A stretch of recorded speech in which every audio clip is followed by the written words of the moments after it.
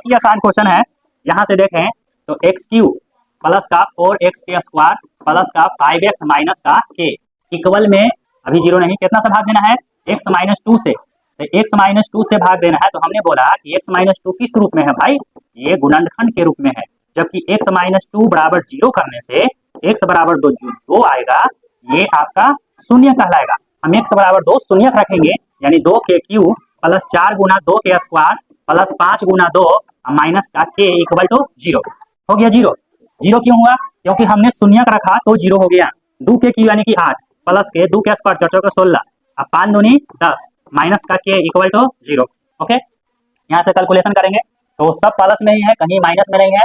यहाँ पर देखें तो आपके पास हो गया 24 10 34 यानी माइनस k प्लस का 34 होगा, ये सॉरी पहले 34 माइनस का k इक्वल टू 0। ठीक है, तो यानी कि माइनस के ऊपर टी लेके चल जाते हैं, k बराबर 34, k का मान कितना आ गया 34। जय हिंद दोस्तों, एशिया एजुकेशन में आप सभी का स्वागत है। चलिए आज लेके आ गए हैं टाइप 5। हमने शेषफल परिमेय में देखे थे, शेषफल परिमेय, शेषफल प्रमेय में आपको टाइप फर्स्ट सेकेंड एक वीडियो में कवर कर दिए थे। उसके बाद थर्ड एंड फोर्थ ये आपका दूसरा वीडियो में कवर हुआ था। आज ये खत्म हो जाएगा, टाइप 5 ही पढ़ना है और काफी इंपॉर्टेंट है। सभी प्रश्न एग्जाम में पूछे गए हैं और इससे क्वेश्चन आते ही आते हैं। तो चलिए आज के क्लास आपको यहाँ से आरंभ होता है।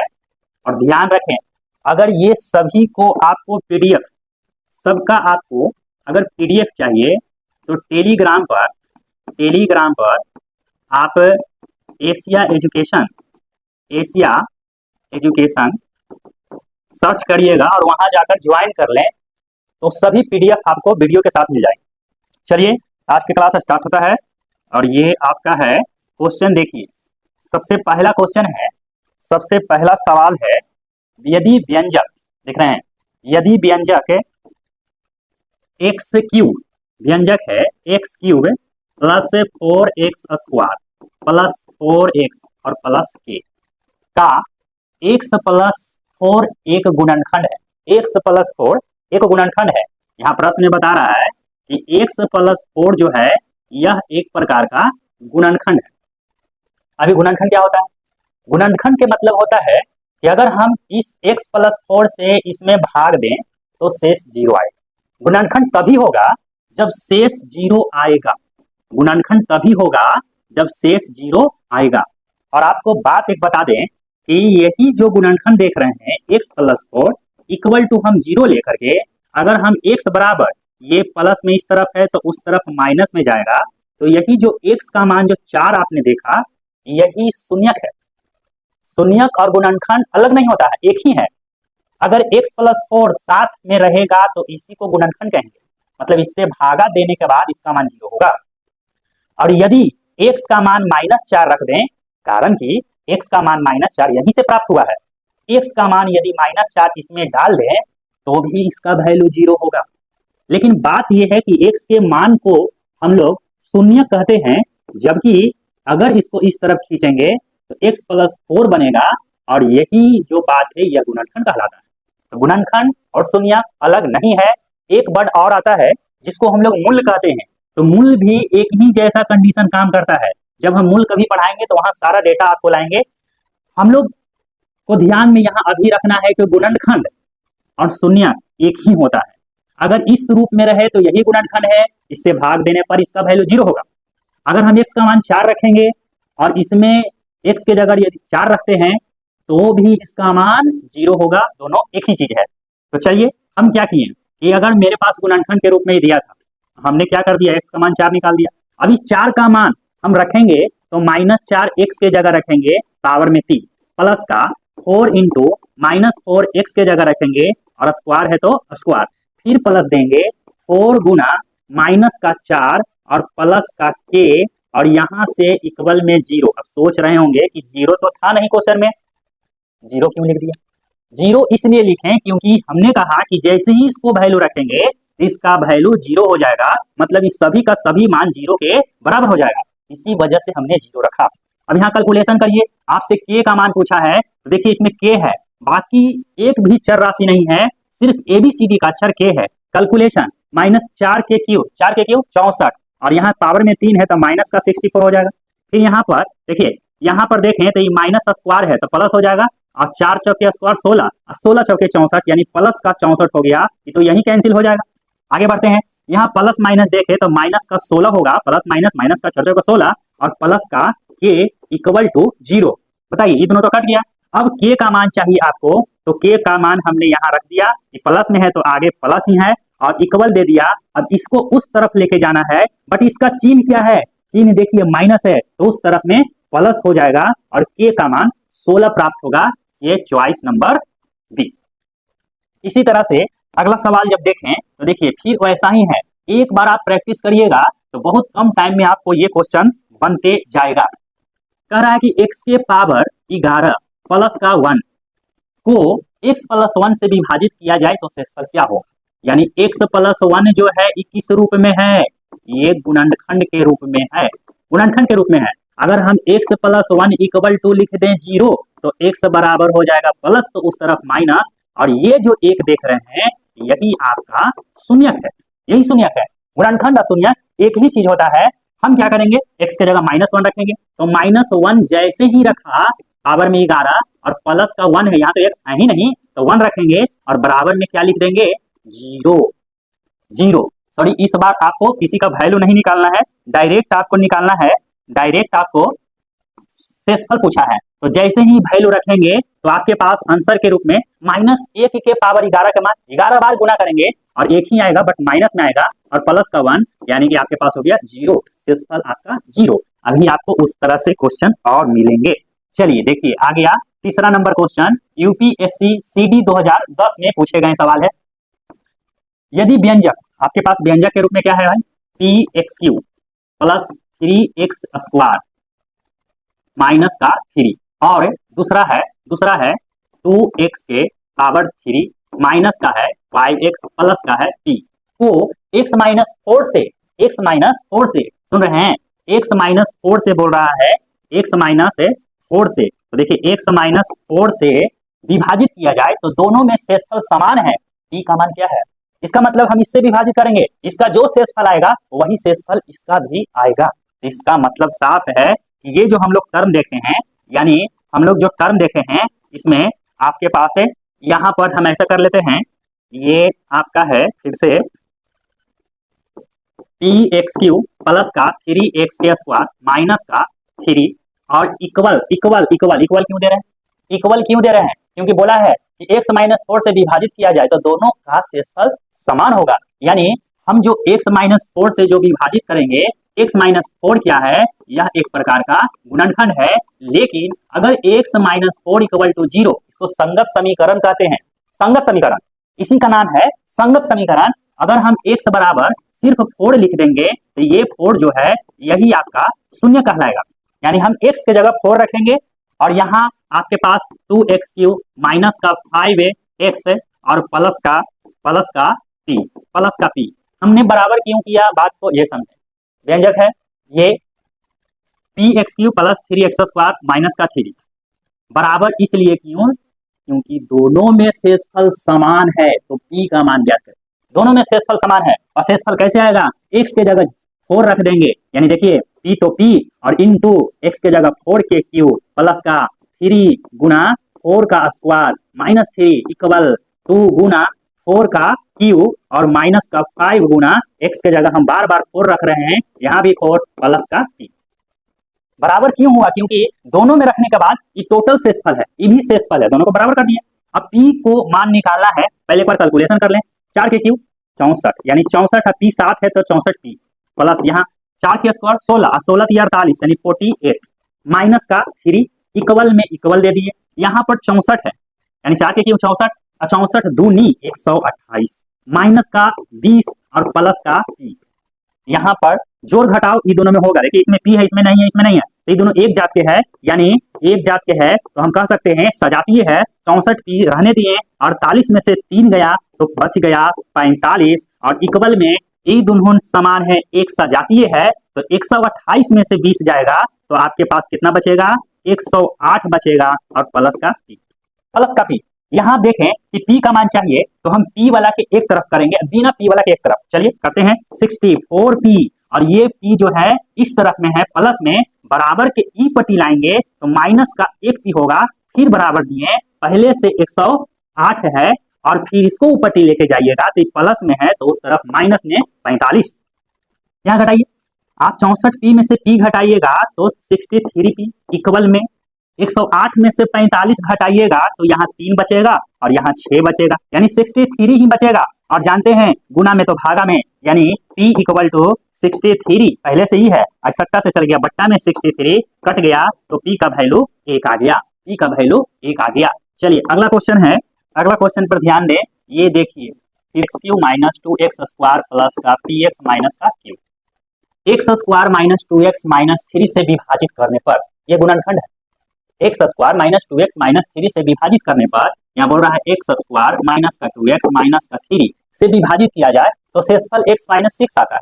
अभी बोला है कि शेषफल x माइनस 6 आता है, यानी कहने का मतलब कि शेषफल जब नहीं कुछ दे रहा था तो हम 0 लिख देते हैं, इस बार बोल दिया कि x माइनस 6 आता है, यानी इसका शेषफल x माइनस 6 आता है, तो बराबर में हमने x माइनस 6 दिया। लेकिन x माइनस 6 इस बार अभी नहीं रखेंगे, हम अभी नहीं रख सकते हैं, अभी जब तक ला x का वैल्यू नहीं रखेंगे तो हम नहीं रख सकते हैं। यहाँ से x का वैल्यू पहले प्राप्त करें, यहाँ से आपके पास जो x का वैल्यू देख रहे हैं, ये देखिए x के स्क्वायर माइनस का 3x और माइनस का प्लस का x माइनस का 3, माइनस का 3। यहाँ हम गुणनखंड किए हैं, गुणनखंड करने के बाद x का मान प्राप्त करेंगे, x का मान x माइनस 3 बचेगा, फिर प्लस में 1 का मान तो x माइनस 3 बचेगा, और इक्वल में आपका 0, इक्वल में 0। चलिए अब यहाँ से बताइए x माइनस 3 कॉमन होगा, यहाँ से x से प्लस का 1 होगा, बराबर में 0, ये 0 दोनों के लिए है, x माइनस 3 इक्वल टू 0 और x से प्लस 1 इक्वल टू 0। यहाँ से x बराबर कितना आ गया 3, और यहाँ से x बराबर आ जाएगा 1। देखिए ना, माइनस तो पटी प्लस, प्लस तो पटी माइनस, यानी x का मान 2 आया। x का मान 3 रखिएगा तो बराबर में x माइनस 6 रखना पड़ेगा, x का मान माइनस का 1 रखिएगा, यहाँ माइनस का 1 होगा, माइनस का 1 रखिएगा तो भी आपको वही काम करना पड़ेगा।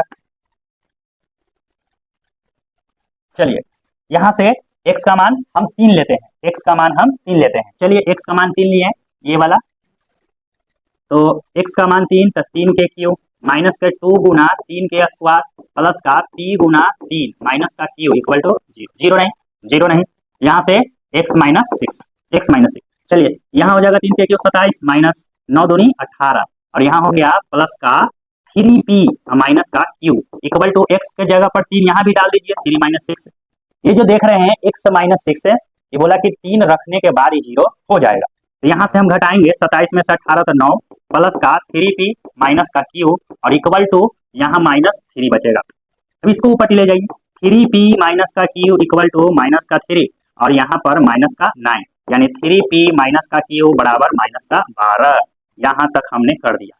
अब जब हमने 3 जब रखा था तो हमारे पास एक समीकरण आया p और q के रूप में, अगर हम माइनस का 1 रखेंगे तो एक और समीकरण आएगा इसी रूप में p और q के रूप में, फिर दोनों को हल करेंगे तब जाके p और q निकलेगा। लेकिन यहाँ से आप चॉइस यूज करके आप आंसर ला सकते हैं। देखिए तो कि p का मान q का मान, p का मान q का मान, p का मान q का मान, सब p का मान q का मान है, तो कोई भी चॉइस उठाइए जिससे कि -12 आ जाए p और q के जगह रखने पर। -2 तो यानी 6 हो जाएगा, और प्लस ही नहीं हो सकता है, यहाँ पर 2 6 हो जाएगा और ये भी नहीं होगा, ई हो सकता है। देखिए 3 गुना p के जगह हमने माइनस का 2 रख दिया और माइनस का q के जगह 6 रख दिया, यानी कि माइनस का 12, यानी कि 3 दूनी 6 माइनस का 6 हो गया, फिर माइनस का 6 हो जाएगा और फिर बराबर में भी माइनस का 12 लाना है, तो 6 रुपये खर्चा, 6 रुपये खर्चा माइनस का 12 रुपये खर्चा, ये संतुष्ट कर गया, इसलिए सी होगा। इस क्वेश्चन को और बढ़िया से अगर पूरी तरह से समझना है तो आपको एक समीकरण आया p q के रूप में, x का मान माइनस रखते 1 है फिर से, तो फिर एक और समीकरण आएगा, दोनों को हल करिएगा तो p और q निकल जाएगा।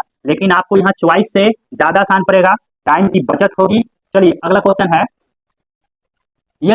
यदि आपके पास दिया है 2x के क्यू प्लस 4x के स्क्वायर प्लस है 2ax प्लस b पूरी तरह से x स्क्वायर माइनस 1 से विभाजित हो जाए, a और b के मान क्रमशः होंगे। उसी जैसा क्वेश्चन है, फिर से देखिए इस बार बोला है x स्क्वायर माइनस 1 से, तो यहाँ पर हम इसका पहले x का वैल्यू निकालेंगे, प्लस तो माइनस तो ऊपर प्लस हो गया, x बराबर रूट ओवर प्लस माइनस होगा 1, तो x बराबर प्लस माइनस 1, यानी एक प्लस के रूप में हम लेंगे, प्लस के रूप में लेंगे। इस बार नहीं बोला है कि शेषफल आपको क्या होगा, तो चलिए देखते हैं। एक रखने पर x का मान एक रखने पर एक रखिए 2 गुना 1 के क्यूब प्लस 4 गुना 1 के square plus 2 a Guna x के जगह गुना का 1 प्लस का b, ठीक है। a और b का मान क्रमशः क्या होगा, तो यहाँ भी वही है, आप एक बार एक रखे हैं तो x का मान हम जानते हैं, x का मान हम जानते हैं कि -1 भी होगा।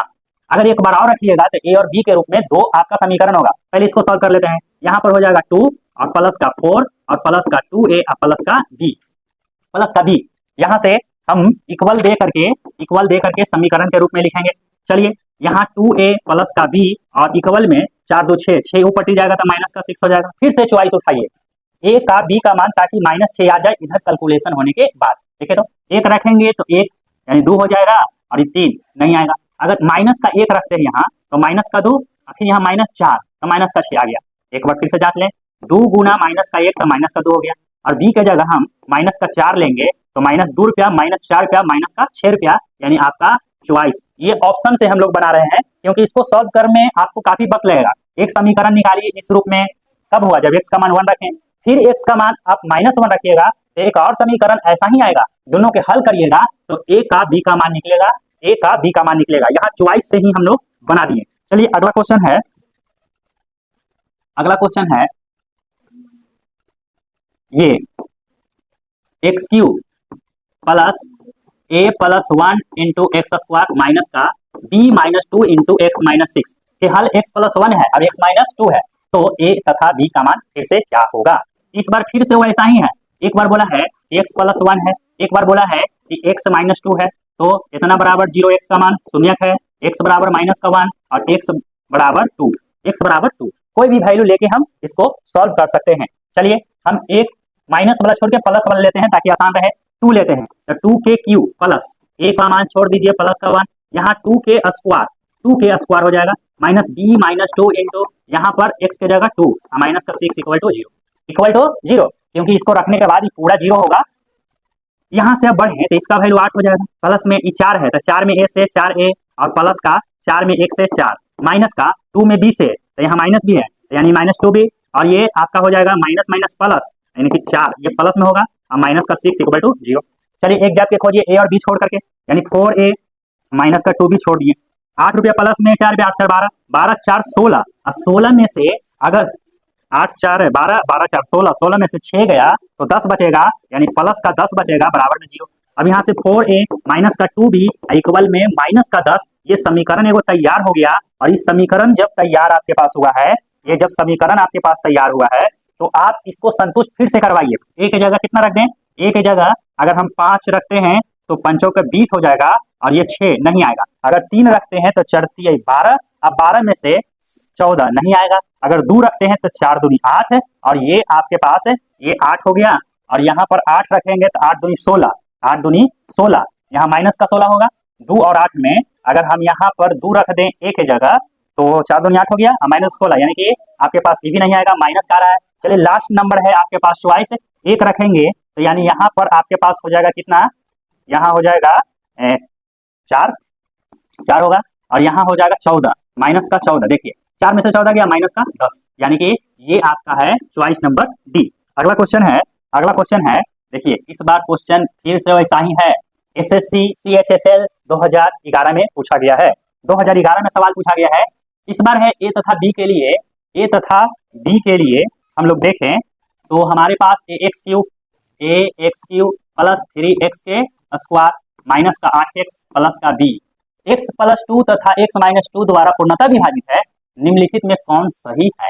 फिर से वही सवाल है, एक बार x प्लस 2 से एक बार x माइनस 2 से, इतना बराबर 0 इतना बराबर 0, x बराबर माइनस का 2, यहाँ से x बराबर 2, हम प्लस वाला रखेंगे ताकि कैलकुलेशन आसान हो। a गुना x के जगह 2 के क्यूब प्लस 3 गुना x के जगह 2 के स्क्वायर माइनस 8 गुना 2 प्लस का b इक्वल टू 0। इसमें a कहीं छूट न गया है, नहीं, ठीक है। a 8a हो जाएगा, 8a प्लस का 4 4 12 माइनस का 16 प्लस का b इक्वल टू 0। चलिए ए और बी को एक साथ कर लें तो 8a और प्लस का बी, ये देखिए ए वाला और बी वाला के साथ ही कर लिए। अब इसको घटाइए, इन दोनों के हिसाब किताब से माइनस का 4 बचेगा, ये दोनों के हिसाब किताब से माइनस का 4 और ऊपर जाएगा तब प्लस का 4। चलिए चॉइस खोजिए फिर से, चॉइस देखिए अभी आपको 4 लाना है, एक का मान 2 रखेंगे तो हो जाएगा 16 प्लस 16, ये तो घटने वाला सिस्टम है, घटेगा तभी आएगा क्योंकि शुरू वाला बड़ा है, यानी हम माइनस वाला खोजेंगे, ये नहीं होगा, ये नहीं होगा, ये दोनों में कोई हो सकता है। चलिए इस बार ए की जगह हम 2 लिए, 8 दूनी 16 हो जाएगा, 2 लेंगे ए की जगह तो 16 होगा ना, और माइनस का 12 यानी कि 12 में से 16 में से 12 गया 4, यानी choice number C, choice number C. Next question है आपके पास, नेक्स्ट क्वेश्चन है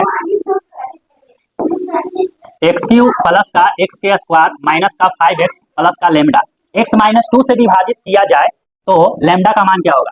अब लेमडा का मान क्या होगा तो x माइनस 2 और कितना बराबर 0, तो x बराबर कितना हो गया 2, x बराबर 2। चलिए x के जगह 2 रखेंगे तो 2 के क्यू प्लस 2 के स्क्वायर माइनस 5 गुना 2 प्लस के लेमडा बराबर का 0, क्योंकि एक प्रकार के इससे भागा दे रहे हैं, हमने बताया था शुरू में यही गुणनखंड है और ये जब इस रूप में आ गया तो यही आपका शून्यक है, यही आपका शून्यक है, और शून्यक जैसी रखें तो इक्वल में 0 होगा मतलब शून्य होगा। 2 के क्यू यानी कि 8 और 2 के स्क्वायर माने 4 माइनस का 10 प्लस का लेमडा बराबर 0। लेमडा का मान चाहिए हमें, लेमडा का ही मान चाहिए, तो चलिए कैलकुलेशन 12 में से ये गया 2 यानी 2 प्लस का लेमडा बराबर 0, लेमडा बराबर प्लस 2 पट्टी माइनस लेमडा बराबर माइनस का 2, ये आपका आंसर होगा। अगला क्वेश्चन है, अगला क्वेश्चन देख रहे हैं, ये तो काफी आसान है, देखिए ये काफी आसान है। आपके पास है x के पावर 51 प्लस 51, x प्लस 1 से विभाजित किया जाए, मतलब ये किस रूप में है, ये गुणनखंड के रूप में है, ये आपका गुणनखंड के रूप में है, गुणनखंड के रूप में है, जबकि x बराबर -1 प्लस 2 पट्टी -1 ये आपका शून्यक के रूप में है, ये आपका शून्यक के रूप में है। तो चलिए x के जगह -1 रखेंगे और पावर में 51, पावर में 51 और प्लस का 51, तो एक है माइनस के 51 बार गुना करिएगा तो -1 प्लस का 51 प्लस में माइनस में यानी 50 बचेगा और इसका आंसर आपके पास हो जाएगा 50। अगला क्वेश्चन है, अगला क्वेश्चन है के का मान ज्ञात करना, यही आसान, काफी आसान क्वेश्चन है।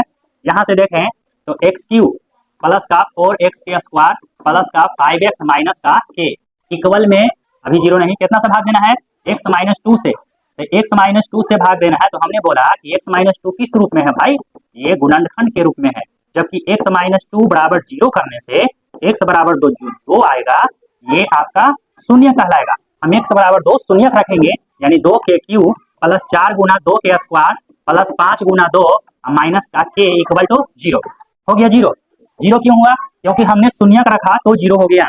2 के क्यू यानी कि 8 प्लस के 2 के स्क्वायर 4 4 16 अब 5 दूनी 10 माइनस का के इक्वल टू 0। ओके, यहाँ से कैलकुलेशन करेंगे तो सब प्लस में ही है, कहीं माइनस में नहीं है। यहाँ पर देखें तो आपके पास हो गया 24 10 34 यानी माइनस के प्लस का 34 होगा, ये सॉरी चॉइस नंबर डी। चलिए नेक्स्ट क्वेश्चन है, चलिए इतना ही था, यहाँ तक था। अब ये हो गया आपका पूरी तरह से, आपको हमने शेषफल पढ़ी में समाप्त किया, शेषफल पढ़ में खत्म हुआ। अब हम मिलेंगे कुछ नए टॉपिक के साथ, तब तक के लिए धन्यवाद।